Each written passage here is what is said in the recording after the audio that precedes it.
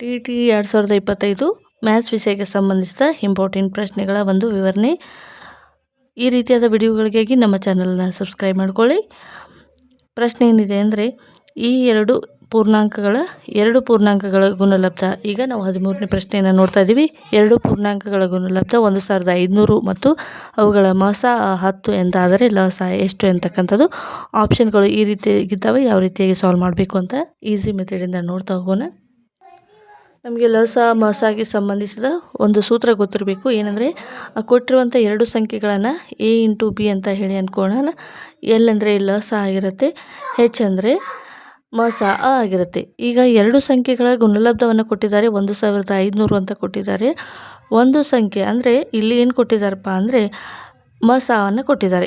Okay, ಮಸ 10 ಕೊಟ್ಟಿದ್ದಾರೆ. ಲಸವನ್ನು ಕಂಡುಹಿಡ್ಕೋಬೇಕು. 1500 ಡಿವೈಡೆಡ್ ಬೈ, ಇದು ಮಲ್ಟಿಪ್ಲಿಕೇಶನ್ ಇದೆ. ಈ ಕಡೆ ಬಂದರೆ ಏನಾಗುತ್ತೆ, ಡಿವೈಡ್ ಆಗುತ್ತೆ. So L 10 0 cancel. L is equal to 150. ಇದು ಲಸ ಮಸಗಳ ಗುಣಲಬ್ಧಕ್ಕೆ ಸಂಬಂಧಿಸಿದ ಒಂದು ಪ್ರಶ್ನೆ ಆಗಿತ್ತು. ಅದರ ಉತ್ತರ 150 ಆಗುತ್ತೆ. ನಿಮಗೆ ಇಂಪಾರ್ಟೆಂಟ್ ಸೂತ್ರ ಗೊತ್ತಿರಬೇಕು. ಏನಪ್ಪ ಅಂದರೆ, ಒಂದು ಸಂಖ್ಯೆ A ಆಗಿರಲಿ, ಇನ್ನೊಂದು ಸಂಖ್ಯೆ B ಆಗಿರಲಿ, ಆ ಎರಡು ಸಂಖ್ಯೆಗಳ ಗುಣಲಬ್ಧ ಇದಾಗಿರುತ್ತೆ. ಕೊಟ್ಟಿರುವಂಥ ಎರಡು ಸಂಖ್ಯೆಗಳ ಗುಣಲಬ್ಧ ಮತ್ತು ಆ ಸಂಖ್ಯೆಗಳ LCMಗೆ ಅಂದರೆ ಲಸಗೆ ಮತ್ತು ಮಸಗಳ ಗುಣಲಬ್ಧ ಕೊಟ್ಟಿರುವಂಥ ಎರಡು ಸಂಖ್ಯೆಯ ಗುಣಲಬ್ಧಕ್ಕೆ ಏನಾಗಿರುತ್ತೆ, ಸಮನಾಗಿರುತ್ತೆ. ಇದು ಒಂದು ಲಸ ಮಸಗೆ ಸಂಬಂಧಿಸಿದ ಒಂದು ಇಂಪಾರ್ಟೆಂಟ್ ಸೂತ್ರ ನಿಮಗೆ ಗೊತ್ತಿರಬೇಕು.